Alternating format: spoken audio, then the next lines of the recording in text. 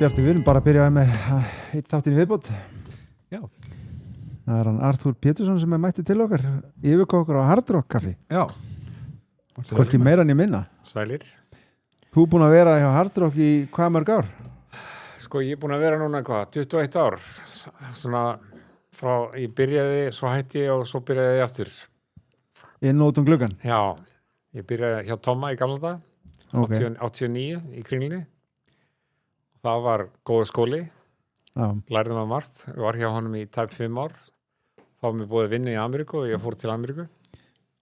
Sem sagt, í gegnum Hard Rock keðina líka? Já, Hard Rock keðina búið mér vinnu. Eða hérna, svo yfirkokkur hjá Hard Rock á Austurlandi Ameríku. Ég hefði unnið, ég fór nokkuð sem til Ameríku svona að sjá hvað þeir voru að gera og svona. Já. Og bara góð kunningi og þeir reynda að sitja á flott þarna fyrstu deginum að þá henti þeir mér í New York á grillið og ég verði alveg ekki að það sko, þetta var mjög erfitt því að tvisar yfir daginn þá var ég næstu alveg bara búin að kapna sko, þetta var svo mikið sko sem var að koma. Já, svo tók ég eftir klukkan 5 að þá var vaktaskipti, kom kvöldvaktin inn, þá voru 2 sem tók yfir grillið sem ég var búin að vera að gera allan dag. Ósanngjarnt maður! Oi! En að ég staði við að já, ok, guys, payback is a bitch. Já. Og hann bauð mig vinna úti. Okay. Hann sagði á sín tíma að ég hefði 3 daga til þess að svara þeim og ég talaði við Tómas daginn eftir og hann sagði bara, nei, þú ert ekki að fara aftur. Og svo síðast þegar þá kom hann tíminn og sagði, ok, þú fara að fara með því skilriði. Ef þú verður ekki orðinn yfirkokkur innan árs, þá kemur aftur tilbaka. Ok. Alltaf vera að húka þig. Já. Þannig að ég fór út og var í Orlando tæft ár sem aðstór yfirkokkur, bara því ég vildi bara læra almennilega inn á Ameríku, ég vildi ekki vera yfirkokkur strax sko. Nei. Og þá síðan var ég fluttuð til Myrtle Beach, Suður Karolínu, opnaði þar Píramídan sem var og rífa hann núna reyndar en þetta var Píramídan? Já, byggði Píramídi sem var þá veitingastæðurinn? Sem var Hard Rock staðurinn. Okay. Og það var það bilað að gera að við opnuðum og það var 4 tíma bið eftir borði allan daginn, 12 miðnætti var ennþá klukkutíma bið eftir borði og við lokum 2 á nóttinni. 4 tíma bið? Já. Myndið hún annars standi í rauði 4 tíma? Já, og það sem versta var að það kom akkurat hitabilgja vika eftir opnuðum. Ég man þegar ég var að koma heim kannski við miðnætti, þá var ennþá 41 stig hiti úti. Og hvaða árið er þetta? Þetta er 95 sem að þetta opnar. Þá er ég búin að vera flytt út 94 sko til Orlando. Og hvað er Hard Rock gömul gæði, veistu það? Já, Hard Rock er opnið 1971, 14. júní í London og 2 amerískum drengjum sem er í háskóla í Bretlandi. Þeir fannst ömurlegt að það geti ekki fengið alveg hamborgara í Bretlandi. Já, hamborgar í Bretlandi á þeim tíma eins og þau eru í dag, þá var þetta svona bara hálfgert patið bara. Já, þeir hafa ekki mikið lært hann að Bretlandi samt, sko. Það er ennþá bara einhver buff hamborgarar alltaf.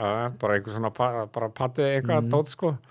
Þetta er svona skára heldur en á Skandinavíu, það sé ekki kjötsasið. Nei, mitt. En þannig að þeir eru opnuð Hard Rock og náttúrulega á þessum tíma þá náttúrulega er breska rockbylgjan að tröllguð öllu í Ameríku. Þú veist, Rolling Stones, Beatlarnir, The Who og allir þessi gæjar, sko. Og þeir eru vanir að borða hamborgara í Ameríku. Okay. Þannig það var ekki svo óalgengt að þú segir á föstudagskvöldi kannski Rolling Stones eða Beatlarnir inn á Hard Rock að borða. Já. Þannig að staðurinn var mjög vinsæll, mjög fljótt. Það eru tveir gæjarnir sem opnuðu þetta. Peter Morton og Isaac Taggart. Þeir ákveða eftir 10 ára að slíta samstarfi og skipta heiminum upp á milli sín. Og annar fær austurströndina í Ameríku, hinn fær vesturströndina, nema smá monopoly að Isaac Taggart fekk Dallas, Texas og einhver annar hluta Texas á móts við að hinn fekk þá Chicago og New Orleans. Annars var það austur og vesturströnd. Okay. Og austurströndin sem var hlutur sem að Hard Rock Reykjavík gamla var í, það var líka með Afríku og Asíu og hinn hlutin var með eitthvað annað en þegar ég byrjaði hjá Hard Rock 89 hérna, af því að þá keðjan alltaf splittuð, þá er ekki 5 staðir sko okkar meginn í keðjunni, en hin meginn í keðjunni eru 4 staðir, þannig að það eru 9 staðir í heildina, en í dag er þetta 185 staðir eitthvað svoleiðis, en það staðir sem er búin að opna og loka eru kringum 350. Wow. Og svo náttúrulega eru komin allir þessi spilaviti núna. En þeir sko, svo skeiður það þarna 96, þá kaupir okkar hluti, Peter Mortons hluti af Hard Rock og samin að keðjunni eitt fyrirtæki. Og þá getum við farið eftir öllu þessum sjóræningjastöðum sem voru út allan heim og látið loka þeim. Og við lokuðum öllum á bara 6 mánuðum. Það voru 7 staðir í Kanada, þeim var öllu lokað nema Montreal og Toronto, þeir voru keyptir, voru partar af keðjunni. Hard Rock í Amsterdam, það var keypt, það var sjóræningjastæðir uppræðilega og það er partar af keðjunni í dag. Svo öllum hinum sjóræningjastæðum voru bara lokað út allan heim. Er þetta ekki franchise Jú, staðir? þetta er franchise sem er hér sko. Já. En það eru sko á svona stæðstu stöðunum í Evrópu og flest allir staðnir í Ameríku eru corporate owned sko. Já. Og hver er munurinn á því? Það er svolítið mikill munur sko. Já. Þetta er svona það svona fyrir svona lítinn vitleysinga sem mig Já, þú getur franchise bara. Já, það er bara einhver sem kaupir réttin á því að vera vandamálið er bara í dag að því að 2006 þá kaupa semmilega Indiana ættbálkurinn í Suður Flórida kaupir Hard Rock hérna. Þeir staðgreiðana bara. Og þó að þeir sem er alveg fullt að spila vitum alltaf og þannig, þá er Hard Rock dæmi hjá þeim ekki nema sko einþabil 70% að helda veltu fyrirtækisins. Þú spilavitin er svo rosalega stór. Já. Og til þess að fá Hard Rock franchise í dag, af því þeir eru með spilaviti, að eigandina Hard Rock heima, hann sagði að þetta hefði tekið það byrja 7 mánuði að þeir fóru í bakgrunn á þeim til þess að aðtöfa með allt og annað, því að það má ekki koma upp neitt, sko fjármála skandalla neitt, því að þá geta það mist spilavitisleif sitt í Ameríku. Já. Og það bakgrunni það tók 7 mánuði að tjekka á öllum bakgrunni og annað. Að það var engin fjármála áreiðið eða neinstar. Það er ef að slíkt kemur upp að þá er velast það bara lokað sko. Og franchise tapar sko. Því að þeir getur mist sko spilavitið sitt sín í Ameríku sko. Af því að einhver partur af keðinni er í einhverju svona fjármála dæmi sko. En segjum að þú fáir það í gegn og farið að opna Hard Rock stað. Já. Þarftu að fylgja þá ákveðnum þarftu að halda ákveðnum stíl? Já, það þarf allar teikningar og allt eru háða samþykkið aðalskristofu. Þú þarft að fylgja eftir öllum auðskritum og hinn þessu og bara því að maturinn á að smakkast nákvæmlega eins hér eins og í New York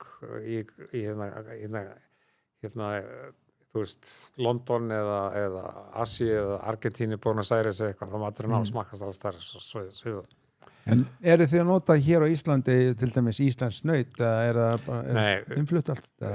Nauti sem við erum með núna er innflutt eins og flest allt naut sem er sko því að þetta núna erum við að nota þýst kjöt frá í gennum Danmörku Danish Crown? Danish Crown og því að það er svakalega góða vörur. Já, en við erum bara með ákveðið sko uppskrið sko ákveðið mörg prósent að hverjum vöfðu að fara í hambúrgara dæmið og þú veist ákveðin hökkun sko til þess að byrja með og svo enda hökkun og annað þannig að þú veist þetta er bara ákveðið prósess sko við erum svo með allar uppskriftir þú veist við erum með allar uppskriftir við þurfum að fylgja þeim eftir það er komið sko nokkur sem ára og tjekkað á sko og þannig að það er ekkert elsku mamma neitt sko.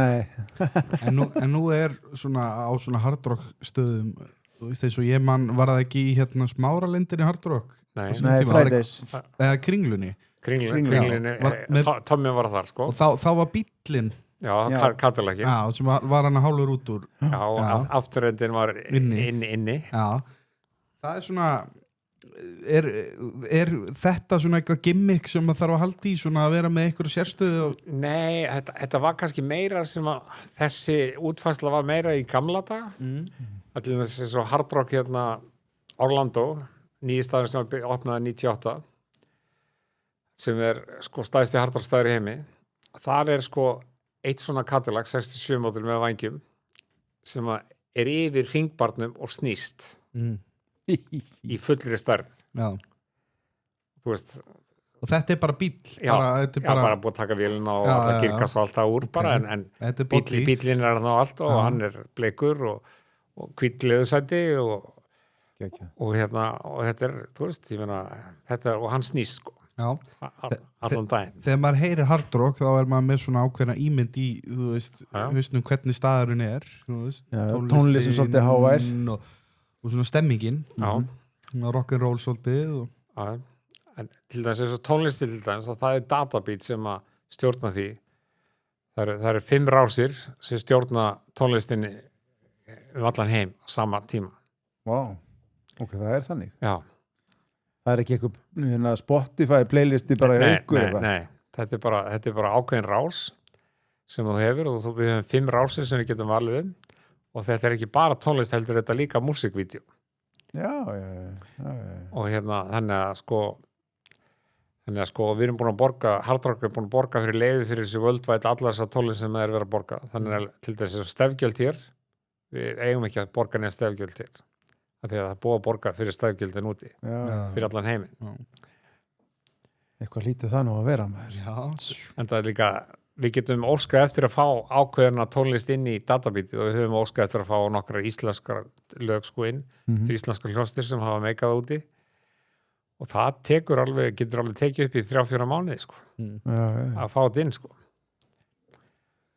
þannig að þetta sko svo náttúrulega úti og þá þetta mjög þú veist að tala með svo að þetta sé mjög svona fast í skorum úti til þess þetta rosalega fast í skorum það vörutalning hver einasta mánudagsmóndi ég mætti þess að vörutalningu hver einasta mánudagsmóndi klukkan 4 á mótana og hérna og með við söluna þá hafði ég 0,3% frávik frá fræðilega hránuskostnaði í raunverulega 0,3%? Já. Getur verið að screw around sko, það bara... En sko, ég náttúrulega byrja hérna að vinna hjá Tóma og ég læri rosalega margt hjá Tómasi. Og Tómas ég myndi segja svona algjör frumkvöðl í þessu sko restaurant gera, ég meina eins og með Tómaborgar og þetta dót sko. Og hérna, það var náttúrulega, það var rosalega mikið að gera. Ég maður til dæmis eins og sko þess að dauðumánuði eins og janúar, febrúar og mars í gamla daga sko þá lifðum við eiginlega bara á afmælisveislum sko fólk kom að halda upp afmæli barnanna sína og þú veist sungið og fyrir það svona það var einu svona halda upp á afmæli mitt þarna og það var alltaf frýr ís og það er ennþá ég hef verið svona 5 ára þá einhvern veginn var stemming í liðinu og einhvern veginn fólk var hægt að pæla í hvað ég var að borða mikið ís og það endaði með að ég ældi yfir allt annað búin að éta yfir mig og ísmör þannig að ég maður góða minningar Hard Rock og ísaldi sko. Ég meina, en það var mjög mikið fjör hérna í gamla dag og hérna það var alveg virkilega mikið að gera og hérna þetta var frábæra upplifun sko að hérna þetta var náttúrulega bara hörku vinna og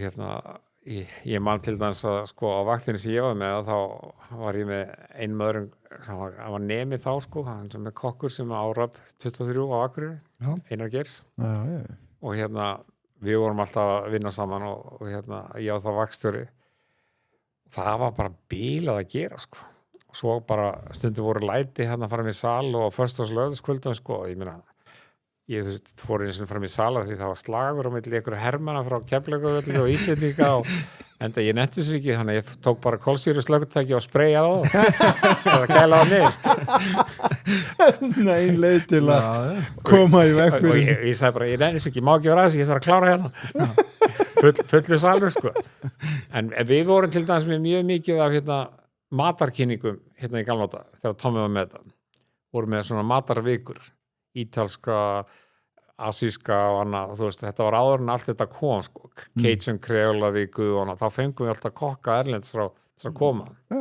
og hann að maður læriði töluvert og þetta var bara frábært sko. En greinilega mikil reynsla og þú veist svona bara geta verið kringum þetta svona lengi.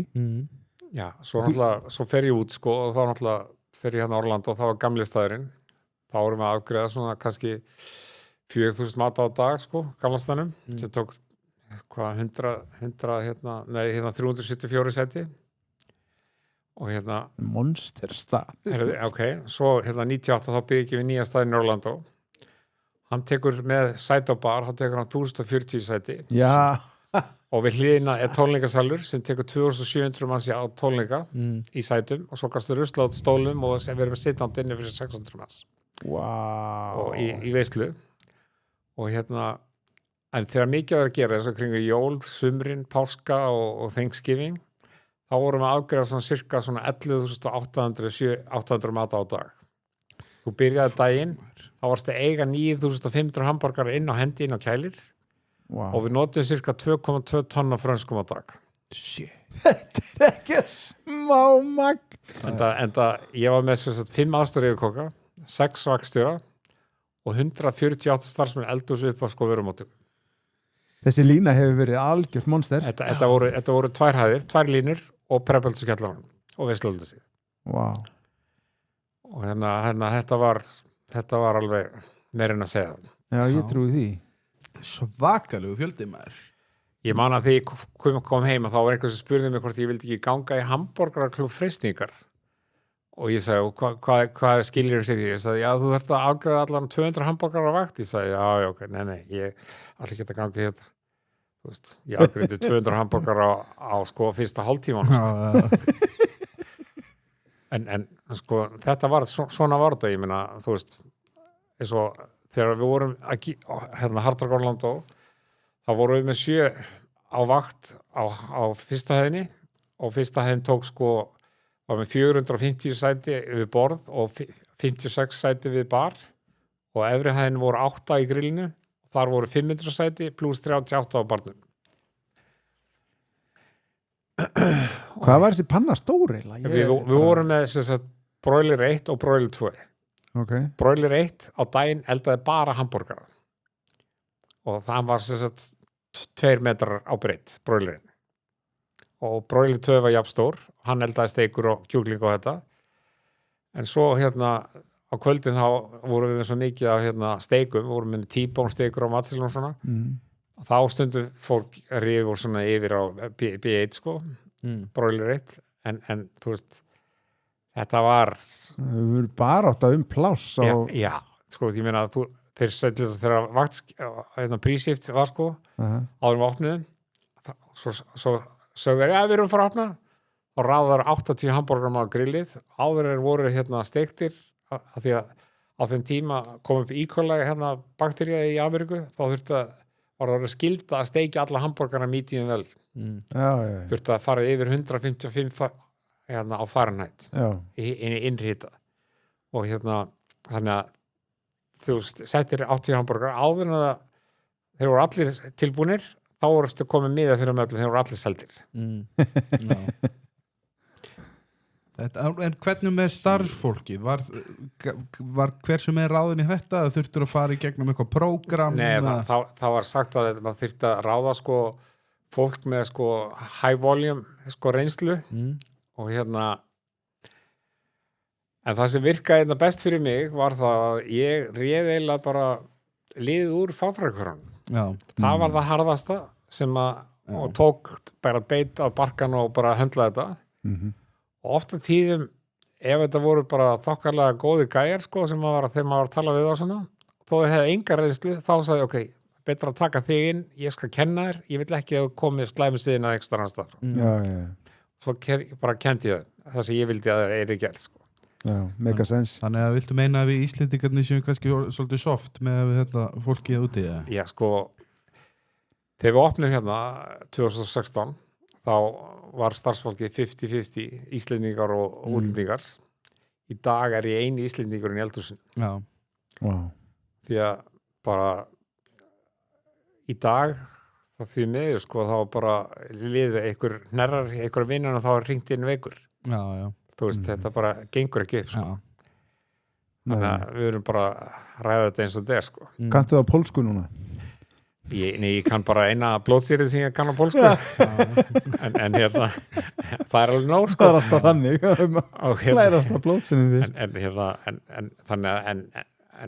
ég er nú reyndar ekki mjög marga sko pólverja sko. Nú, ok. Ég var með nokkra í byrjun sko, en það er ekki svo mikið. Núna er ég með tölvört af Spánverjum. Já. Og svona Austur-Európu eitthvað, en það voru lítið af pólskum. Já. Ég er þetta fengið mikið af ungu, þegar ég var að læra á svona það sem ég var að vinna, það fengið mikið af svona ungu strákum. Já. Það eru yfirleitt strákar sem að koma, einhverja stelpur líka. Það er yfirleitt sko alveg hægt að þeir svona læra bara það sem þeim er kennt svolítið. Já. Þannig að þetta var fljótt að fara úr þeim, en þetta er svolítið fast í þeim í byrjun, þetta veikindadót sko, svona feikur eins og ég kalla það er að feikveikur sko, það er svona en ángrið sko, en þú veist en það er hægt að koma þessu, þú veist, ef maður bara stendur sjálfur sem góð fyrirmynd og svona, þá læra það sem þeim kennt og þetta fer úr þeim sko, þannig að þeir eru ekkert, ég gefst ekki upp á þeim sko, það er Ertu að tala um Íslendingana líka? Eða? Íslensku strákana, okay. Já, þannig ég er nú ekki endilega alveg sammála því. Nei, en svona hefur þetta virkað hjá okkur. Já. Og og bara við bara tókum það bara ákvörðuna bara að Þetta virkir best svona. ráða bara útlendingana. Já. Og svo sem breytir ekki neinu fyrir mig, þetta finnst eins og ég sé brennþá í Ameríku, ég tala bara ensku. en þetta er náttúrulega bara ákveðin breyting sem hefur orðið bara undanfærandi árum sko. Já. En sko Já. Svo náttúrulega bara á líka þeim stöðum sem er mjög mikið að gera, þá eru bara rosalega margir sem að vegra sér við að vinna, að kannski taka eina vakt og segja bara, nei, þetta er alltaf mikið pressa, ég get ekki handlað þetta sko. Já, ég held að það sé alveg rétt sko, að fólk er minna til í þetta sko, í dag. Sem er svo sem alveg eðlilega líka, þú veist, að láta bjóða sér ákveðna hluti fyrir ef þú getur farið á einhvern annan stað sem er aðeins róleri og þægilega og fengið sömu launin og svona, þú veist, en það er bara þannig í dag. Já. Og ég er bara að tala persónulega sjálfur að ég nenni ekki einhverju geðveiki alla daga sko. Nei. Það er Þú er svo gamall. Já, kannski. Ég man til þess bara eins og þegar ég var að byrja að vinna í Kringlunni hjá Tomma, þá voru mjög margir kokkar sem komu og bara eftir kannski eina helgavakt þá bara, nei, þetta er ekki fyrir mig. Nei, ok. Og það var tölver svona, ég man bara fyrst þegar ég var að byrja þannig, þú veist, þegar maður að hitta kokka og svona, hvað er það einhver helst hamborgar kokka, hvað er lagið? Kokkarhókin maður. Já. Maður fekk þetta alveg bara, Já. eins og maður segir bara beint í andliti sem er bara allt í góðu. Já, svo eru sumir segja hvað ert orðin einhver plokkarakokkur bara með einhverja tvill að setja eitthvað blóm á en þú veist, þú getur sama hvernig þú snýrir þessu, getur bent þessu á alla sko, ertu bara En matseðlinn til dæmis eins og hann er núna hjá okkur og með hvernig hann var þegar þú varst hjá Tomma, hefur þetta eitthvað mikið breyst? Já, þetta hefur breyst rosalega sko matseðlinn þegar við opnum þegar ég er hjá Tomma sko, þá er eiginlega búið að vera sami matseðlinn frá því að opnaði 71 og voru litla breytingar. Fyrsta breytingin kemur sko þegar ég er í Ameríku 96, þá er fyrsta breytingin sem er gerað matseðli eftir 25 ár. Vá, það er ekki smá. Og svo núna í dag eru mjög öra breytingar. Núna bara breyta er kannski eins og tvisvar á ári, hinn á þessu sko. Já. Og þannig að það er, þetta er svo orðið svolítið svona, eins og maður segir, svona TikTok generation sko, að það er að breyta en svo sem fyndi sko þegar það koma nýr kannski corporate sko, þá veit ég alltaf hvort hann sé frá suður hluta Ameríku eða norður hlutanum, ef frá suður hlutanum þá er allt mjög kryddað, mjög spicy og og djúbsteikt. Nei, en svo náttúrulega hefur þetta breyst líka sko 2019 þá hættum við að nota gasbróilerina fyrir hambúrgarana og fyrir að nota pönnur sko. Og hérna nú eru hambúrgarana stektir á pönnum sko en ekki gasbróilerunum sko eins og var sko. Og hérna ég finnst það betra sko en bara persónulega, ég hef alltaf verið hrifnar af því. Pönnunni eða bróilanum? Á pönnunum sko. Og hérna þá finnst mér þú loka meira kjötinu og haldur meira safanum inni sko. Því að hambúrgarinn átti til með að vera aðeins þurrari hinnu sko. En þetta hefur breyst líka tölver sko. Þú veist þegar ég flytt út sko til Ameríku, hann að 94 sko, þá hambúrgarinn sko 240 grömm úti, allstaðar í heiminum. Árið seinna þá fyrir hann upp í 170 grömm og árið eftir það þá fyrir hann upp í 228 grömm. Það naumast. Og hérna, en hann búið að koma hann aðeins neðar aftur sko, nú hann komin niður í 178 sko, en við erum hér með hann í 140 því að ef við værum með hann svona stóran þá erum við búin að prísa okkur út af markanum sko. Þannig að við þurfum aðeins að svona hægra því sko. En til þess að þegar við erum að opna hér sko 2016 þá vildu þeir að við tækjum alla hambúrgar og allt bara frosið frá Evrópu. Og ég sagði bara nei, það ekki hægt. Ísland of mikill hambúrgarbransi að þetta verður að vera fest kjöt og ég held að það verið rétt ákvörðun og ekki neitt og ég man að hún sagði bara nei, það er ekki það og svo opnum í enda október og hún kom hérna fyrst í sko loka hérna í júní þá ég búin að láta útbúa hambúrgaran og brauðið og hérna og grillana fyrir hann bara á litlu 30 cm grilli bara upp á svölum bara hérna hambúrgara gafinni og eigandi sagði við mig býtu hvað í gangi því að hún hafði ekki sagt neitt í 7 mínútur svo loksins þá sagði hann ok þetta mjög góður hambúrgari því fáið að gera hambúrgarna hér og hérna svo heimtuðu rauðskriftina af hambúrgarna sem ég á með og hérna og svo sá ég hérna 5 mánuðins eftir það þá kom e-mail til allra Evrópu að þeir ætti að leita sér að byrja til þess að fá ferska hambúrgara og auðskriftin mín var fylgd með Vel gert Þannig að þetta svona eins og maður segir sko þú veist, það fullt af hlutum til þess að sko við byrjum með vegan matsel hérna líka á hérna Hard Rock sem ekki ennþá á flestum stöðum í Hard Rock í Evrópu eða Ameríku þeir eru með hérna Movie Mountain buff sko en brauðið ekki vegan en neitt sko við byggum til vegan hambúrgara og hitt og þetta og hérna keyrðum á þessu og hérna þeir prófið þetta og bara gáðu græni ljósi fyrir þessu sko og það hefur alltaf verið sko þannig að við bara höfum alltaf verið með eitthvað vegan því að þú veist, ef hópur að fara út að borða og einnig vegan þá náttúrulega fara ekki Hard Rock þú veist ekki með neitt vegan akkurat þannig að þú þarft aðeins að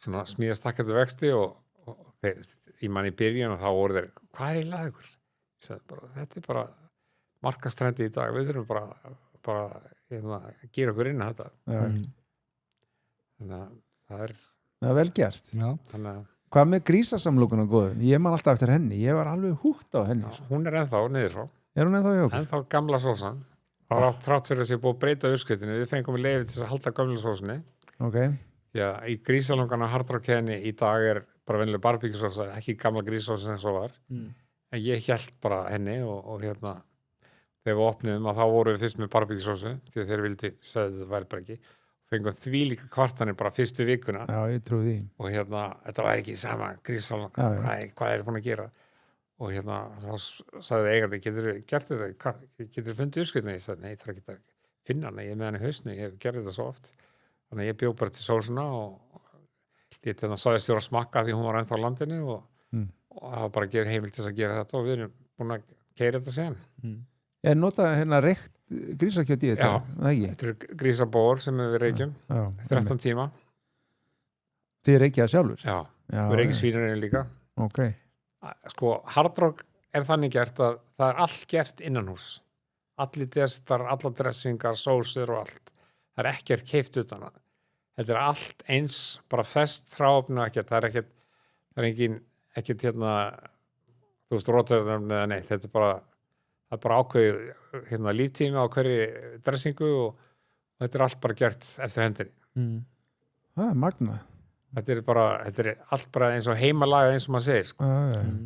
Þetta er þannig að við gerum þetta bara allt frá grunni, sko. Maður haldið þau svona stór keðja að væri með þetta allt staðlega eitthvað og maður bara kaupa, þú veist, einhverjar tunnur af dótinu í hús. Þegar ég var í Ameríku þá reyndu þeir að láta gera sósur og dressingar fyrir utan hús af einhverju öðru fyrirtæki og corporate chefinn hann sem að ég hefði unnið með í nokkur ár, hann sagði láta senda þetta á Artur því að láta mig hann smakka þetta í Orlando og allar dressingar allt sem komi, það var það fyrsta sem ég smakkaði, það var bara rótarefni, ég sagði bara nei, þetta virkar ekki. Ég finn bara rótarefni, þess að allt kjöt sem maður hefur selja í búðum marinir og svona, ég get ekki borða. Ég pikka bara upp rótarefni sem bræði bara 1 og 10. Okay. Þannig að þú veist, bara gleymdi. Þannig að ég á þeim tíma hélt öllu þessum fyrirtækjum frá í einhver 4 ár og svo var bara tekin þá ákvörðun, nei, við erum ekki að gera þetta, fyrst að ef Artur finnur eitthvað bragð, þá erum við ekki að gera þetta. Ég held sko þegar Artur drefst þá er hann eftir að vera sá fljótast að rotna í kistinni.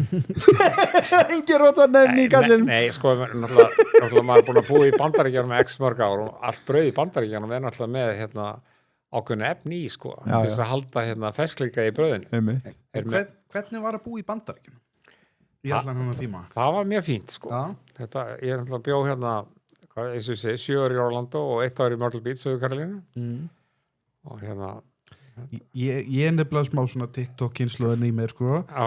Að því að þú talar um stóru tónleika sal og svona og alls konar svona. Fekkstu einhver tímann svona alveg hljómsveitir? Já, þegar við opnum til þess Hard Rock í Orlando 98, þá var engin annar en Sir Elton John sem opnaði Hard Rocki og var með tónleikana. Þannig að það voru 2800 manns á tónleikunum og svo komum við í veisluna eftir á, opnunarveisluna. Ég reyndar sá ekki þá tónleika, þó hefði glaði viljað. Já. En það var alveg fyndið, sko, því að hann náttúrulega prímadonna dauðan, sko, hann var með öll 4 búningsherbyggin undir sig, 3 af þeim voru með fötum og 1 var fyrir hann. Og svo var búið að kaupa ákveðið flíl til þess að láta hann spila og það sem hann var með samning við. 3 vikum ára hann kemur heldur tónleikana og þá skiptur hann fyrirtæki bíl og hann koma bara með sinni flíl með sér. Já, auðvitað, eins og maður gerir. Ég gæti ekki notað það sem var til, sko. Og ég man að hann fekk borga $250,000 í eigin vasa, sko, frá Hard Rock og $250,000 fóru í AIDS Foundation hans fyrir tónleikana, $500,000. Já, á þeim tíma líka. Á þeim tíma, 98. Og í samninginu stóð að ef einhver myndi koma inn í sal þegar hann var að æfa sig, þá væri við búin að forfýta að hann þyrfti að halda tónleikana og hann geti labba bara út og fengið ennþá greitt. Já, sæll. Og því að hann alltaf var í einhverju múteringa, einhverju joggingall eða eitthvað, þá mátti enginn sjá hann, sko. Og það var settur náttúrulega öryggisverðir á allar hurðir og allar hurðir innsiklar, hann kæmist enginn inn, sko. Því þetta var náttúrulega ekki smá peningar. En svo allt í einu 2 dögum ára mætir þá mér sagt að hann kom með sinn eigin kokk með sér til þess að elda fyrir sig og ég held bara, já, ekkert mál og hvað þarf hann? Já, hann þarf alveg bara stóra hluta af veislueldhúsinu. Ég sagði, já, ok. Hvað er hann fyrir elda? Já, eitthvað sem hann með. Ég sagði, ok. Svo kemur þessi kokkur og eldar og þetta er eitthvað grammetisfæði sem hann er að elda og ég horfði á þetta og sagði við strákarnir, þessar strákar, við getum opnað dósir, það muni líta betur út. og svo fyrir maturinn inn, korteri setna þá kemur tónleikastjórinn hjá honum og segir þið þurfum að elda fyrir Elton John. Ég sagði, nú var ekki kokkurinn að elda. Nei, hann er ekki lengur í vinnu hann var rekinn. Já, ok. Þannig að þegar rák hann á staðinu og ég sagði, ok, ég soldi upptekinn en gef mér 25 mínútur. Og hvað er það sem hann vill? Já, hann vill eitthvað grænmetisfæði og ekki mjög mikið brasað og ekki djústekt og ekki neitt svoleiðis. Og sagði, ok. Þannig að það var bara að fara inn í kælur og finna bara grænmeti og byrja að elda og svo fór þetta til hans og hann borðaði þetta og mjög ánægður og ég fekk áritað mynd þar sem hann var greiðlega sáttur en þetta voru svona eins og ég segi sko, þetta þegar við opnum Hard Rock í Orlando 98-9 sem við núna í City Walk í Universal Studios sko. Og en svo voru alltaf alveg fullt af tónleikum alveg sko sem voru bara í Hard Rock sko og bara ég náttúrulega fældist líka rosalega mikið alla Ameríku og Evrópu og fóru til Asíu með sjá veistlur fyrir Hard Rock og opna staði og hingað þangað til þess að fóru til Ástralíu, Service Paradise og opnaði Hard Rocki þar og Það er algjört ævintýri. Já, ég meina, ég get sagt þér sko, ég raunlega búin að svona hoppa og skoppa allan heiminn á þess að Fatta það, kannski? Já, nei, sko, fyrstu svona ferðina sem ég fór í, sko, þá var maður kannski að vinna og svo bara fór maður á hótelinu bara beint við flugum næst og þá var maður ekki eins og búin að skoða borginni sem maður var búin að vera í. Já, þú meinar. Og maður bara búin að vera í vinninni og svo á hótelinu. Þannig að ég sór þess eið að í framtíðinu allar þessar borgir sem ég myndi fara til, þá myndi allan að kaupa mér eina sightseeingferð. Til þess að geta sagt að hafa séð einhvað á borgin ekki bara eldavilna og ég gerði það í framtíðinni ég eins og ég segi ég opnaði staði hinga á þangam heiminn ég meina Beirut Líbanon opnaði ég og það var 97 sko og 96 og ég sagði býti strákar eru þið ekki hræddir að þetta amerísku veitingastæður Beirut maður miðið Hizbollah dæmin ekki hræddur að vera sprengt í lótu Nei, hafði engar ágjör að þessu sko. Þetta bróður hans Bin Laden sem þetta, ég hafði ekki eins og hver Bin Laden sem var með, hver Bin Laden var sko, á þeim tíma. Og þú veist, og þá var hann með þess að frelsasréttindi fyrir öll Arablöndin, Beirut, Ankara, Tyrklandi og Saxemel í Egyptalandi og þetta svona Þú ert með beina tengingu í Al-Qaida svona, ef maður að segja það svona greiðlega sko.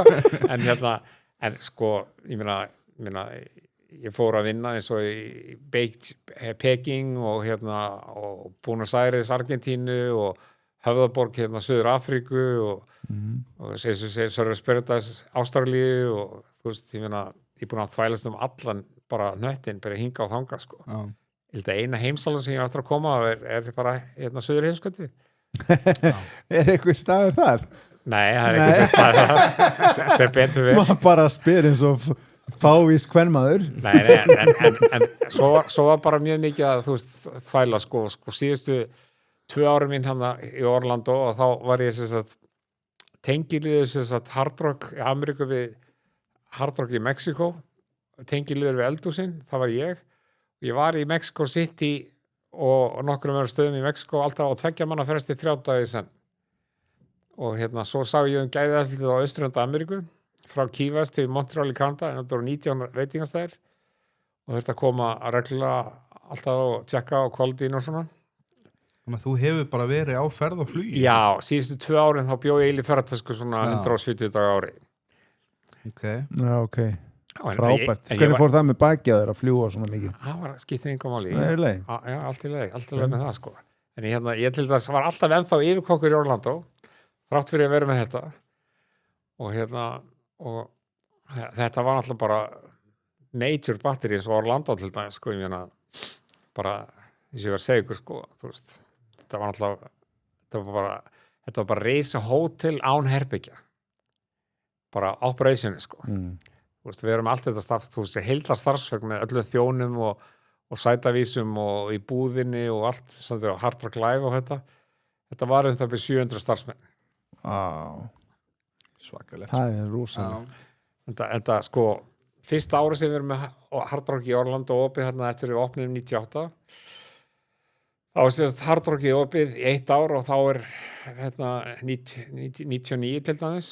Þá erum við með 43,6 milljónir dollara í sölu, bara matsölu, bara mat, ekki gós og ekki neitt, bara mat.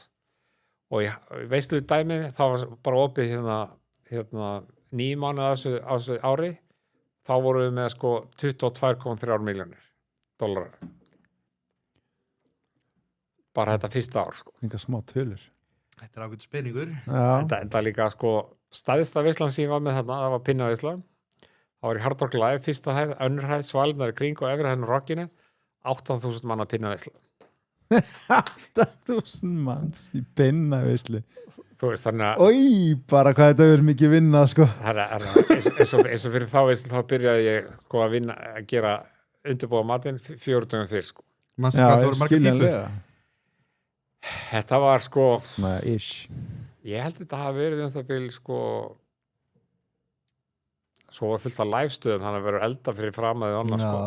Það var sjávarta hlaðborð og þú veist, voru með svona bar, sko, þú veist, með ísteyttu miðinni og svo voru 3 hæðir niður og krabbaklær og ostrur og allt, sko.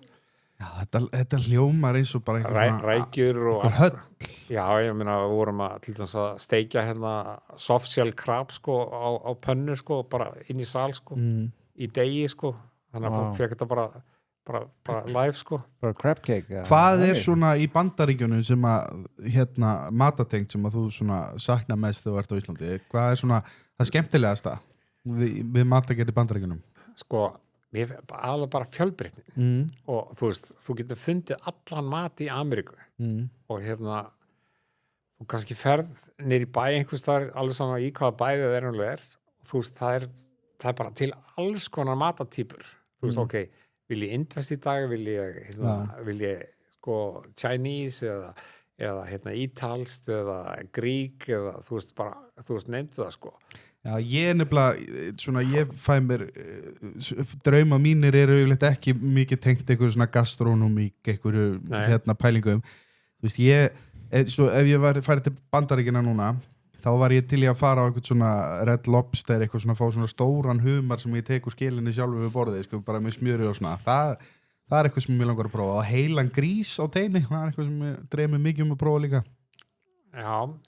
Þá þarf það að fara niður til New Orleans því að þar eru þeir með heilan grís sem þeir elda í kassa, taka bara kassan upp úr fenjasvæðinu og svo er bara sett ofan á stallokk og það er byggður eldur ofan á stallokinu. Og ofan í kassanum er svona bara stállita bara dæmi og með teinum undir og grísin er búið að flytja hann út og setja hann í pækil yfir nótt. Svo setja hann í stálramman og það er teinar undir og teinar fyrir ofan og þeir setja skinni niður fyrsta klukktíman og svo taka börnar af, lyfta rammanum upp, snúa og hafa skinnið upp og setja aftur og hitin fyrir jafn mikið niður eins og fyrir upp og það er 30 tíma viðbót, þannig að hann er í kassanum í 4 tíma og þeir kalla þetta Cajun Microwave. Okay. Og þetta er brilliant. Þú veist, þeir eru búin að pækla grísinu þetta. Þú verður að prófa þetta. Já, þetta hljóma vel. Ég hef séð eitt svona kassa í Íslandi. Ok. Því að ég var á skátumóti einu sinni, þá sá ég að það var eitthvað með þetta þar. Og þetta er svona undur og stórn ekki, sko. Já, ég var líka til í að prófa svona crawfish boil, veistu hvað það er? Já. Hefurðu prófað það? Já, prófað það. Hvernig var það? Það er mjög gott, sko. Þetta er svolítið spes. Crawfish er svona eiginlega mitt á milli rækju og huma, sko, krabba. Þetta er mjög svona fyndið. Já, einhvern veginn soði í einhverjum appelsínu safa og einhverjum kryddum og eitthvað. Það er bara fullt af kryddum. Það er alveg massa mikið af kryddum, kartöflu og maís. Og svo er bara svona setið við borð með einhverju dúka og svo taka bara tunnuna. Nei, ekki eins og dúka, bara dagblöð bara. Já, það hellaði bara þar á. Svo bara lyftaðir bara, þetta er í onni, sko, stóru potti með svona kringlóttum, sko, gata sikti. Svo lyftaði bara gatsiktin út svo bara hellaði bara á borðið og allir bara byrja. Kanadinn mögulega í það og sem ég skil ekki af hverju hefur aldrei komið hingað einhvern veginn almennilega, það er þetta smoking. Þeir eru með þessar svakalegu græjur sem að grilla og reykja og þeir reykja svo mikið. Já, en þeir eru náttúrulega Texas og í Suðuríki reykja alveg rosalega mikið, sko. Og eins og þegar vorum að úti þá vorum við með svona 2 risastóra svona færibandofna, svona Southern Pride, sko, reykofna. Og þeir stoppuðu klukkutíma á dag. Það var nótist að þrífa á fyrir næsta hol. Og því að við þurftum að reykja alltaf grísabónum fyrir grísamlokana hver einustu nóttu og svo bara þegar var búið að tæma þá hafði klukktíma að þrífa og þá þurfti að byrja að reykja í öðru svínarif og hinnum halva kjúklinga og þeir voru bara í því allan daginn þar til að grísabóðna fór í eftir í kvöldið og eins og segja, grísabóðna það tóku 13 tíma. Preppeldhús er greinilega svolítið massíft Já, preppeldhús og þegar ég flyt til Ameríku þá erum við að búa til okkur eigin franskar líka. Nei, hættus. Sem var algjört pain. Já, ég trúi því. Og voru þið bara með frönsku pressu þá? Já, við vorum bara með skurðavél og svo þurfti að sitja í vatn og þurfti að þvo kartöflurnar fyrir svo sinnum. Og handskorið, bara þú veist, handpressað? Nei, þetta var bara vél, bara sem skaur. Þetta var mikið makk. Ég hef ekki neikað það. En svo þurftum við að þvo þær þrissunum til þess að ná kartöflumjölin úr. En almálið var það að kartöflurnar þurfti að vera alltaf rétt hitastig í geymslu. Þú þurfti að vera að koma til vöruhúsins sem það var og í ákveðin kælir í rétt hittastig svo þurfti í bílnum sem kom með þetta þegar að koma rétt hittastig til okkar og fara svo inn í kæli sem var rétt hittastig. Því ef kartöflur var heit þá var mikið kartöflumjöl í henni og þegar við hendur inn í djústingapottin eftir að við varum búin að sjóða þær þá bara urðu þær bara að dufti og bara flosnuð upp. Ef það voru kalt þá var mikið sykur í henni þá mikla hún á þessum 4 tímum sem kartöflan þurftist að þorna eftir að hún var stímið og ég man bara þegar nýr korporachef kom 95 og sagði hann Artur, hvað er það heldur þessi fyrsta sem við verið? Ég sagði, fá frosna franska guðmur almatur. Ég meina, ef allt er 100% þá er þetta bestu franska sem þú færð. En því að svo er annað mál þið veit að með franskar kartöflan þarf að vera búin að lágmark upp úr jörðinni í 3 mánuði áður getur búið til franskar. Ef kartöflan er búin að vera upp úr jörðinni skemur en 3 mánuðir, þá er mikið sykur og þá bara fokkast hún upp. Okay. Þannig að kartöflan þetta er bara vísindi. Svo má þetta ekki fara upp fyrir ákveð hitastig og ekki fyrir niður fyrir ákveð hitastig. Þá ertu bara í tóminu tjóni. Hvað að gera menn þá ef þú ert að fá þetta í vitlausu hitasti í tíðin? Ég meina, þú ert ekki eins og þessi með eitthvað backup bara Nei, þá bara getur ekki gert neitt. Ég meina, munin gestur staðnum á Snorrabrautinni, þá voru þeir að sitja þær í kartöflumjöl. Já, Roadhouse. Já. Það var að því að það var of heitt. Já. Þá voru að sitja þær í kartöflumjöl til þess að djústekja til þess að ná að halda þeim saman. Já. En þú veist, þá ertu búin að eyðileggja dæmið. Já. Það var nú svona tilraun eldhús líka þannig að Roadhouse með einhvern mann alltaf eftir kleinurhingja borgara og... ég meina, þú veist, það er mjög einfalt að gera það, Já, en það er kannski ekki svona fyrsta kombóðu sem mann dettur í huga að fara að setja eitthvað svona kleinurhingja brauð svona vöfflu kjúklinga samloka eitthvað, var það ekki eitthvað? Jú, það voru líka þeir held ég. Já, það er úti, það er deep fried chicken with waffles and syrup og smjöri úti, það er alls það í Suðuríkjanum. Já, það ekki? Jú, ég sagði þetta út allt, Og varst þú bara búin að gombo og allt þetta dót? Ég prófaði þetta allt, Ég, mér fannst, ef ég kom inn í svona borgir eins og New York og svona, þá reyndi ég að finna mér matamarkaðin, eins og í Brooklyn og svona, fara á matamarkaðin og maður tók eftir því, ef maður mætti þarna rétt fyrir háti, sá maður hvað mest fjöldun og skrifstofunum fór að borða, þá fór maður á þá staði. Og ég gerði það sama þegar ég var í Asíu að þvælast. Að þá tók ég eftir þessu, hvað mest fjöldi fór, því, þá lítur þetta í lagi. Já, akkurat. Og mér fannst það skemmtilegast að prófa allan að götumat. En hvað færðu þér á Íslandi ef þú ættir að fá þér eitthvað? Ef þú væri að fara að fá pítsu? Jú. Pítsu? Já. Er það bara Dominos? Nei, mér finnst Dominos vont. Já, ég tengi. Þannig að þú veist, Er það bara elbökuð eða ekkert? Nei, oft bara, ger ég bara pítsu sjálfur heima. Já. Þú ert ekkert að fara laumaður í lúgu eða eitthvað svona? Nei, ég bara oft gerir krakkarna finnst best ef ég gerir pönnupítsur. Já. Ok. Chicago style. Já, því að cheesy crust? Nei, ég hef ekki gert það en með pönnupítsun þegar þú ert að byrja að sitja þar þá er það fyrsta sem fer á degi, það er osturinn. Svo hlaður öllu á og svo sósan síðast og svo smá ostur rifin ostur yfir. Þetta er ostneiða sem fara fyrst á degi. Ok. Þannig að það er þess að maður segir þetta er svolítið svona fyndið þegar maður er að þvælast þess að Chicago og New York og svona New York style pizza er náttúrulega bara alveg mjög þunn Já. svo fyrir Chicago þá er það Chicago Mjög style og þykk. það er alveg þykk alveg Já. bara pönnupizza sko svo ef þú fyrir til Detroit og þá er þeir með svona þykkar pítsur sem þeir baka í gamlum svona olíupönnum það eru svona aflangar já.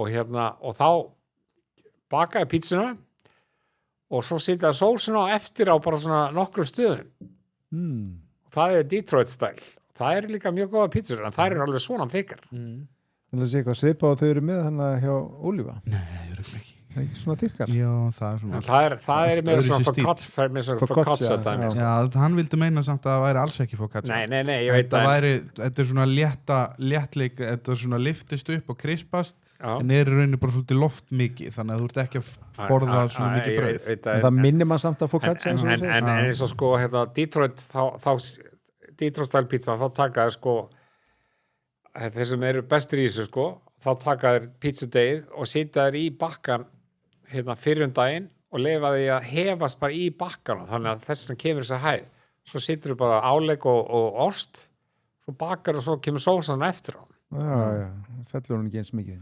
Sniðuð þannig að sko það er svona margt sem að maður hefur lærði bæði að þvælast bara hér og þar og alls þar sko maður er búin að læra bara ýmislegt í gegnum tíðina að bara sjá bara hvernig hinn hluti að heiminu gerir sko Já. Þetta er svo því að ég var að þvælast í Mexíkó sko í Acapulco og þá smakkaði ég besta taco sem ég noktið að fengi það var nautatunga Já. í mólisósu Ok, og hvernig var þessi nautatunga? Var hún brasserið og bara svona rifin Nei, eitthvað? hún var soðin og svona rifin Já. og sett í mólisósu mólisósa er það sé ekki svona 32 hlutir í mólisósu og er súkkulaði líka já. og tekur alveg góðan tíma að laga Og já, þetta er svona stolt já. Mexíkóðana sko. og það þarf að vera þetta azteka súkkulaði sko til þess að gera þetta alveg authentic sko en það var bara með því betra taco sem ég fengi sko Já, ég held að það hafi verið mólisósan sem að kenningi var að hún hafi verið búin til óvart að einhver hafi vort mist súkkulaði það er bara eins og með smjördegi þú veist að það var til óvart það var fjölskylda sem bakar í Ítalíu og það var smjör upp á hillu sem að sólageisli náði eitthvað og brætti smjörið og datt ofan í dallin með brauðdegin og náttúrulega á þeim tíma það náttúrulega hendur ekki inni þannig að þeir nóðuðu heldur þeir myndi náði eitthvað saman og svo bara kom allt í smjördeg og saman fjölskylda var með uppskriftina í 62 ár Já, ok án fór út fyrir fjölskyldina Já, ertu fróður svona upprunasögur hitt og þetta? Ég er svona Getur þú sagt hvaðan hamborgarinn kemur? Já, hann kemur frá Hamborg Já. því að hamborgarinn byrjar náttúrulega með því að faradverkamenn sem kom frá Hamborg í Þýskalandi þeir kom alltaf með eitthvað svona milli í brauði og þá kemur hamborgarinn út frá því og það er staður ennþá í Ameríku sem að gerir hamborgarinn eins og var gerir uppræðanlega hann er á austurströndinni eldgamall staður ég man ekki alveg nafnið á honum en ég hef farið inn á stað og þá var þess að hamborgarinn og laukur settur saman bara í svona eins og útigrill sem pressu Já, svona pressu, já svo er þetta sett inn í kólakynntan opn þversum Já, ég hef séð þetta og svo er bara venjulegt fransbrauð og sem þú færð og það er enga franskar engin sósa neitt það er bara að kjafta Okay. og þessi staður er búin að vera þetta síðan 1600 eitthvað Hvað segir Held ég þessu Þetta er nefnilega góða við TikTok sko. maður sér alls konar svona ég man að ég hef séð myndband frá þessu stað það var neitt, þessi pressa, þetta var svo skemmtilegt og svo þetta er í rauninni svona bara á stærfi bara ristavél eða eitthvað svona í sem kemur upp úr Já, sem þú stinga svona inn þetta er stórt dæmi þetta er steift pottjá Já, og hann ég man að gæinn ég sá ekki það viðtal við hann að það þurfti hann að láta búa til mótin og búa til upp á nýtt af því að þetta var orðið ónýtt pottjánið og hann sagði að það hefði kostað nokkuð $10,000 hann sagði það var alveg þess virði og nú á hann mótið og hann getur látið bara búa til nýtt pottján en þá spurði hann ætlaði að fara að opna það annars það nei, þetta er bara orginal að verða svona Já, svo er alls konar svona út allan heim eins og einhvers staðar í Asíu sem er búið að vera sama soðið í gangi í 100 ár Alltaf bara hérna ég meina, ég var í hérna Seoul, Suður Kóru, þá smakkaði nú kimchi sem var 23 ára gammal og ég bara er ég fara að smakka þetta, en jú, þetta er bara mjög gott sko. Þannig að maður hefur svona séð ýmislegt sko, en ég meina, þetta er alveg svo bara með hérna súrdegs mixið, ég meina þú veist, sumir eru kannski með sama súrdegs base sem að kannski móðurinn byrjaði sko fyrir kannski 200 árum. Þú veist, og þeir eru ennþá notaðir. Já, magna. Það er alveg magna. En hver er skemmtilegasti kúnni sem er lent hérna sko, það er veitingastæðir? Ég veit ekki, maður ekki kúnnar sko, náttúrulega, en ég veit ekki, örugglega Shaquille O'Neal sko, körfuboltagæði sko. Hefur hitt hann? Já, þú hefur séð hann? Ég hef séð hann mörgursun. Og hvernig er að horfa á hann? Hann fyrir mér í sjónvarpinu virkar eins og tröllkall. Hann er 2,17 held ég. Hann er bara eins og, þú veist, ef hann situr og stendur, þá finnst þér eins og þetta sé bara endalaust að rísu. Ég man eftir Pétur líka, hérna, körfuboltagæði, hann var líka svona. Ég var að vinna sem bara krakki hjá Ólís einhvern tímann og kom hann á benstöðina og ætlaði að fara að spyrja hvað mikið á bensínu vildi og svolítið steig maðurinn út og ég held hann alltaf aldrei að hætta rísa. en sko, það var samningur milli Orlando og Magic og Hard Rock í Orlando. Við keituruðum flugvélina þeirra 10 sinnum ári. Þeir voru að fara í þessar ferðir sko að keppa við hinn liði. Og þetta var svona bara svona Boeing þóttu eins og fer bara til Ameríku á flugvéla, nema þá var bara 53 hérna lazy boy sæti í flugvélinni. Og hérna og legubekkur aftast sem Shaquille O'Neal satt í sko. Og hérna Shaq kom jo oft annars lagið á Hard Rock kannski eftir leik á leiðinni heim til að fá sér brownie, hann elskaði brownie okkar og hérna svo fór ég nokkru sinnum og hérna eldaði fyrir hann heima hjá honum svona þegar var beðið sko þannig að ég skil alveg vel af hverju hann og Adam Sandler eru vinir þetta eru sömu bæði prakkar að dauða sko. Þú veist, fyrst skipti ég fór að elda heima hjá honum þá ætla ég að fór að elda og ég fann ekki neina tangir eða spaði eða neitt þá var bara að taka þetta á felit og hann sagði, þú voru að fara að elda mann að drífa þessi ég bara geta ekki, það er bara búið að hýrða allt hann sagði, þú voru að drífa þig mann þá kom mamma svo út og sagði, Shaq, give him his tools back hún vissi nákvæmlega eftir það þá geymdi ég alltaf áhöldu mín inn í bíl læst inni eftir þar til ég þurfti að halda en hann var hérna mjög fíndir og ég hérna flög eins og með Orlando Magic til hérna komið mat til þeirra og þá sagði gæinn herði það smá vandamál hérna það eru 2 flugfröður veikar og við erum ekki eiginlega með neitt til að sjá matinn svo sann hérna getur þú ekki bara komið með okkur við erum að fljúga til Toronto og fara að keppa við Toronto aftur svo þú fara að koma með og sýta bara varmanbegnum og horfa á leikinn og eitthvað svona sér matinn og leiðinni uppbyttur og niður til ég sagði, já, ekkert mál hringdi í vinna og talaði framkvæmdastjóra og sagði, ég kem bara aftur á morgun, ég segi það morgun ég er að fara með liðin til Toronto og það heyrðist bara helvítis fáið svo árið seinna þá fór ég með sko á Vesturströndina 30 daga hérna leikjaferð þá keiturum við vélina til Vesturstrandarinnar og svo var hérna Hard Rock staður á öllum stöðunum sem að þeir voru þannig að ég náði í matinn og kom bara með á næsta stað svo vorum við að fara frá Houston alveg inn heim og hérna þá er búin að gefa þeim borða og leiðin til Orlando aftur sko og hérna og þeir unnið þann leik og svo sagði ég er með hérna smá glaðningkant ykkur ég er með Hard Rock brownie, ég vil eitthvað brownie það náði fyllt af brownieum og vanilís og súkulasós og allt þá hoppaði hérna Shaquille O'Neal upp úr sofánum og sagði nei, það fær engin brownie, ég áta allt saman þið fá ekki neitt Já, hann er nefnilega helvitir hæðis hann er einmitt að blómstra hérna núna sem bara svona spekingur og sprellari Já, en hann nefnilega er rosalega sko bara niður á jörðin sko. Alveg bara eðal gæi til þess að við vorum einsunni með hérna svona góðgeratónleika það var eitt starfsmann hjá okkur sem þurfti að fara í heilauskur þau var að flytja aftur niður til Puerto Rico og hérna Shaquille O'Neal kemur inn akkurat eftir eitthvað leika og hann spyr hvað er að skýða hérna inn og þá segir mannsturinn já það er hérna svona smá góðgera því að einn starfsmann okkar þarf að fara í heila skurðagerð þá baði mannsturinn hann sagði hérna greiðkortið með strauðað fyrir mig $3,000 og látt mig hafa það og svo fór hann labbaðan inn í salin og afhendi gæðan $3,000 og sagði bara gangið vel. Já.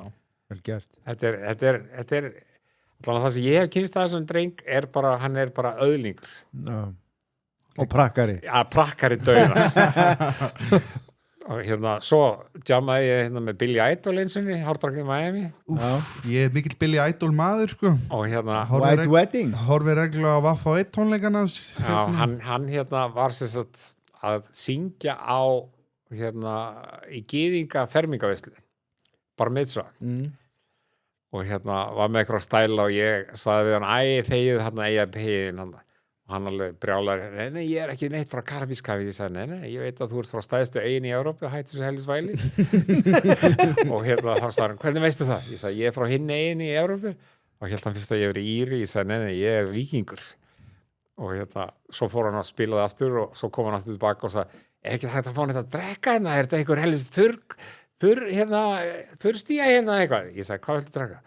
Þetta er bara bourbon og bjór og þannig ég fór á barinn og náði eina flösku bourbon og kipaði bjórhandanum og kom með hann og sagði, þetta er eitthvað sem við líkar sko.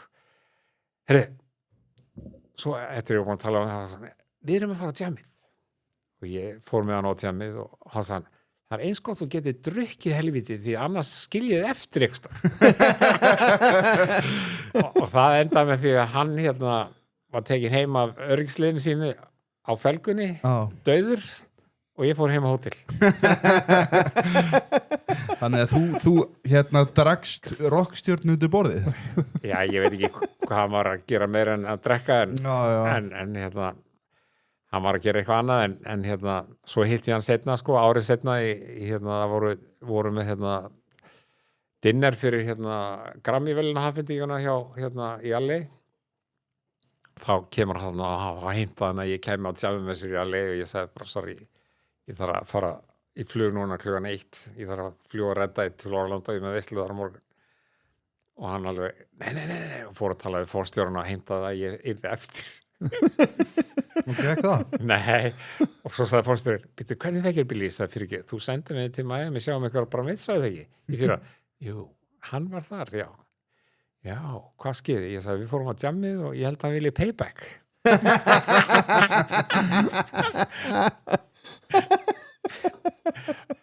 en það var, ég meina, maður hittir náttúrulega fullt af þessum tónlistamönnum og annað, sko, og bara, þú veist, ég verður að segja bara svona skrýtnast kannski requestin var, sko, að var hann Eric Clapton, hann vildi 5 pund af túnfisk í olíu úr dós, þurfti að vera silfurskál sem var með ofan í annar silfurskál full af ís og hann vildi svo bara fullt af salting crackers og number 30 scoop. Og ég spurði ég sagði, býtu, af hverju þetta? Já, hann vill hafa það þannig að þetta túnfiskurinn sé nægilega vel kældur, svo bara tekur hann skúpuna og hann fær sér eina skeið, situr á disk og það er eina sem hann borðar og restin fyrir bara rusli. Ok, frábært. Og ég sagði, já, ok, þetta er athyglisvert. En svo eftir því sem að tók, eftir því sem eldri tónlistamennir urðu, maturinn var aðeins betri en vínið var alltaf til staðar í rætirnum. Og þannig að það var alltaf tók alveg eftir því að það var alltaf ennþá til staðar, sko. Og það sumir voru mjög spes, sko. En til dæmis, ég heiti B.B. King, sko, eins og ég eldaði fyrir hann 2 svar. Það er alvöru nöfn sem að þú hefur. Já, hann kom og spilaði Hard Rock Live 2 svar. Og það var mjög einfalt að gefa hljómsveitina hans að borða. Hljómsveitina hans vildi bara svínarif og reyktan kjúkling og við erum alltaf á matselinu og Hard Rock.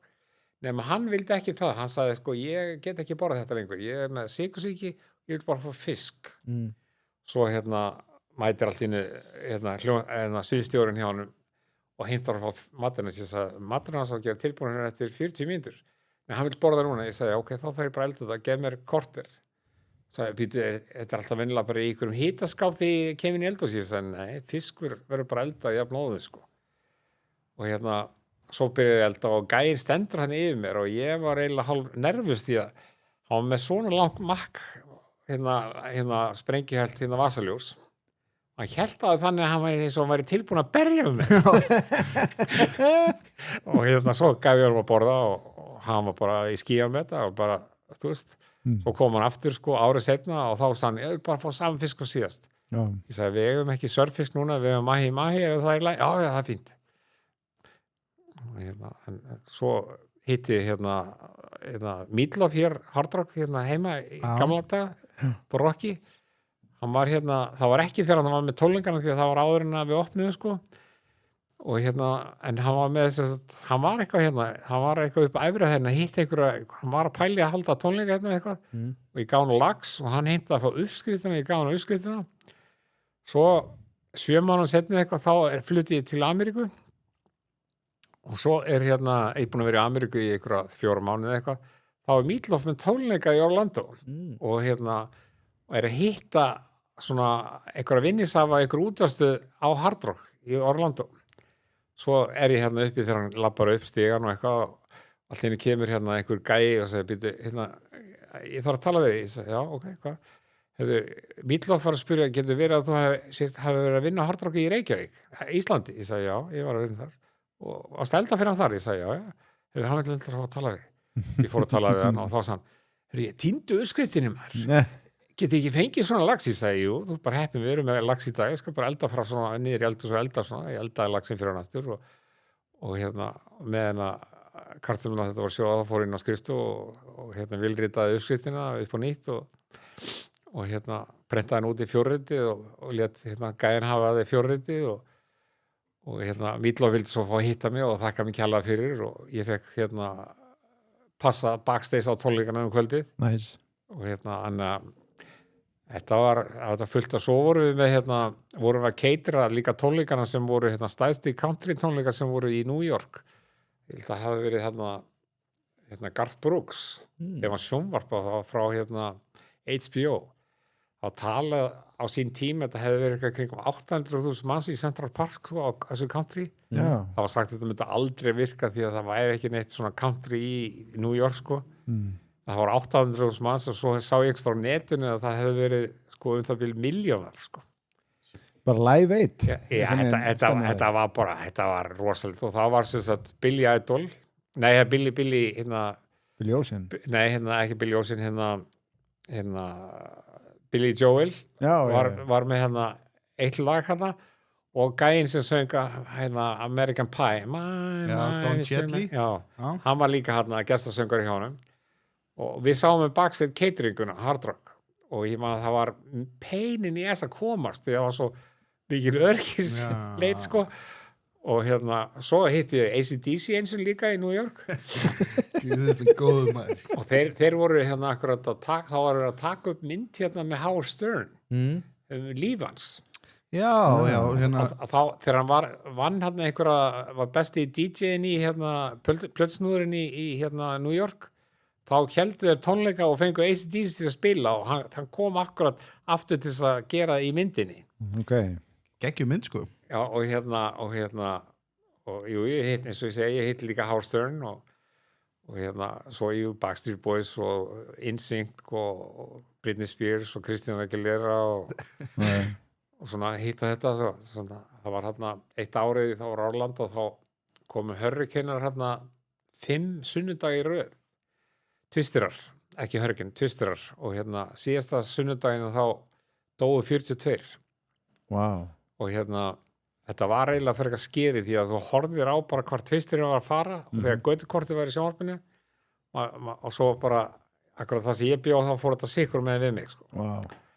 Og við heldum svona góðgera tónleika fyrir alla þá sem voru að þjást sko eftir þetta og fengum vín og bjór og allt bara gefið mat og þá kom NSYNC og Backstreet Boys og Britney Spears og Christina Aguilera og fleiri og sungu og tónleikar fyrir fram að Rocky sko og svo hitti ég þetta lið aftur Hard Rock var með svona suma tónleikaröð í Atlanta Speedway í Georgíu og þá var meiri hlutan þessu liði 99 sko þá var bara all heitustu hljónsetnar þá árið voru að spila á þeim tónleikum sko og við sáum backstage cateringan fyrir all liði sko eina manneskja sem var með eitthvað vesen það var Britney Spears og því að þegar þú fær sko þegar það eru tónleikar þá farið þið svo kallar rætir frá umbóðskrifstofunni þetta getur verið alveg frá 12 og upp í alveg upp í 36 blaðsíður sko aftast alltaf sko matarpakkin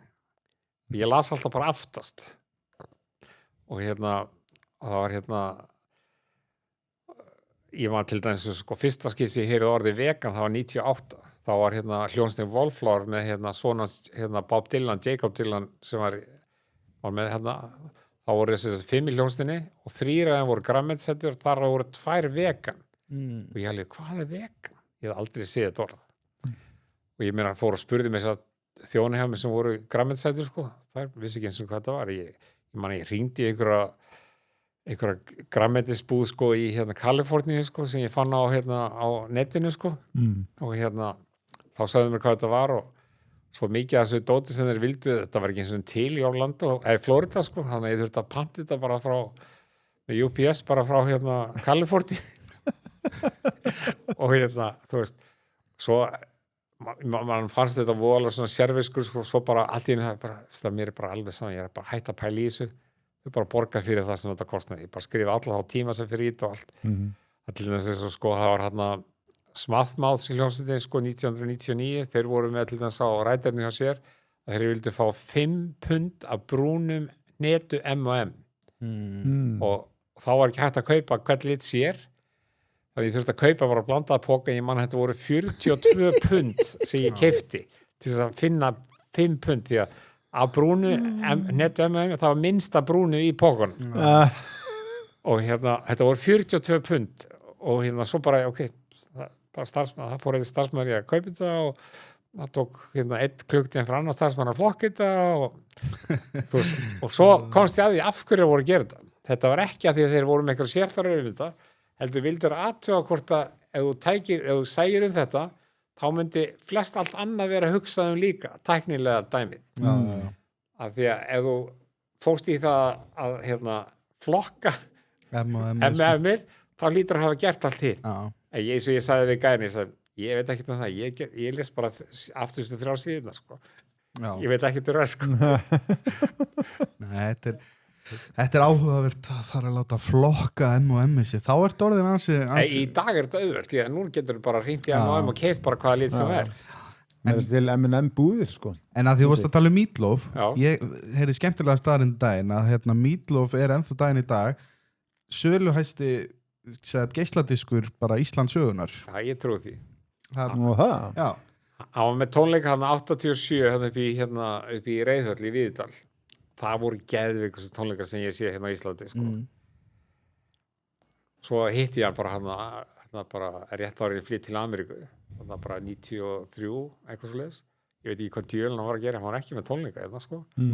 Og þá var hann bara upp að efri henni upp á gamla Hard Rock og þú eru næstu að hitti Billy Idol og það segja hann að koma að halda aðra tónleika en ég komst ekki síðast Var Billy Idol með tónleika? Já, það er kannski 6-7 ár síðan ok Ég reyndi allt til að koma sko. Já, ég ágæta að vissi ekki að ég verið þá